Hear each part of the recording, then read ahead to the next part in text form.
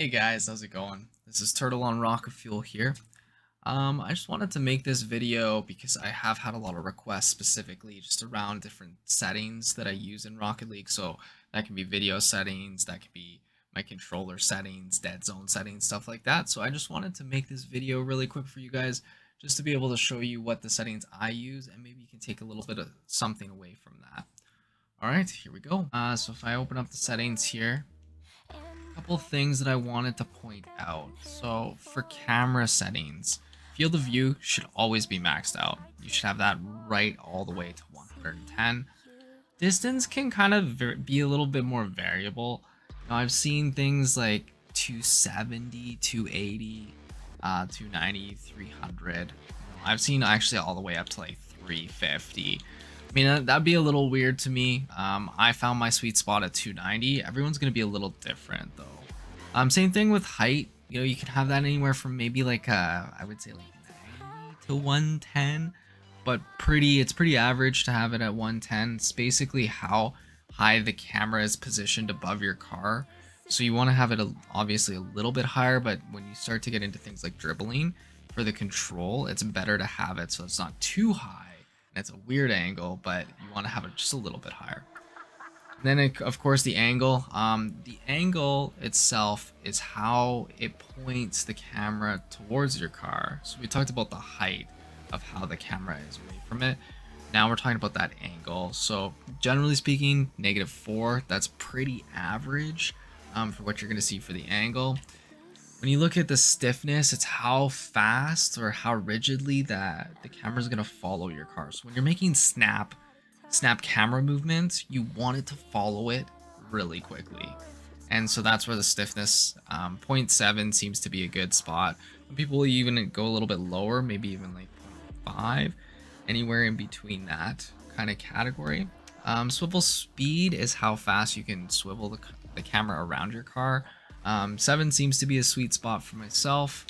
And of course, transition, whenever you're switching between having the ball mode on and the ball mode off, it's how fast that transition is going to happen. So I think I used to do it at 1. It's really slow though, especially when you start playing at a faster rate and you start moving up in the ranks, starting to go into things like Diamond, Champ, Grand Champ, stuff like that. You're definitely going to want to have a faster transition speed. Otherwise, you're not going to be able to keep up with the game. I did a couple controller, like the key bindings changes. So my right bumper and my left bumper, those are actually air rolls now. So it makes it a little bit easier. In terms of steering sensitivity, aerial sensitivity as well, I've seen those go down to like a 1.2 value, all the way up to over 3. Very rarely do I see 3.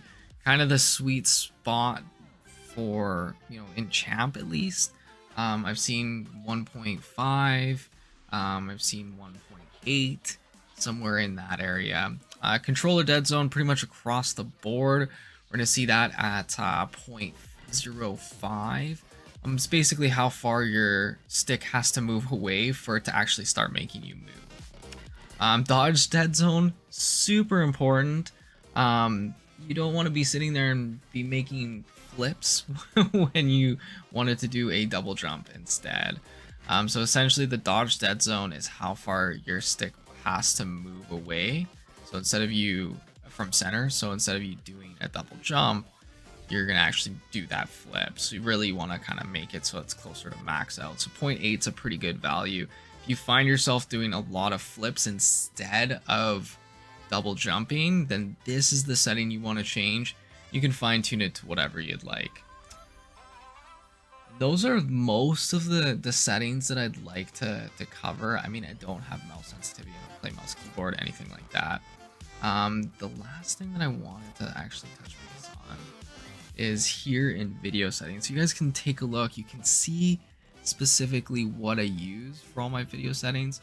But this is something that's really important, and that's capping your frame rate. You can do it uncapped. I've definitely done that for a while. Depending on what kind of monitor you have, and this is where it gets a little more technical. If you've got something like G-Sync or FreeSync, built into your monitor, you want to keep those frames just below what the maximum capability is. So the reason why mine's 239 is recommended, I mean, I can go up to 240, 360. I'm pretty sure I can actually play at like 700 frames if I wanted to. But instead of it being 240, because I have a 240 hertz monitor, it's 239. And that way it just gives a little bit of a buffer, so it's not going to go over that hertz value. I'm still going to have that value where if it transitions down for some reason, I get a couple frame drops, it's still going to be okay, and it's still going to feel very buttery smooth to me, just with G-Sync enabled. So that's the last thing I wanted to kind of touch base on. You know, other than that, those are basically my settings. If you have any questions, definitely put any questions you have in the comments.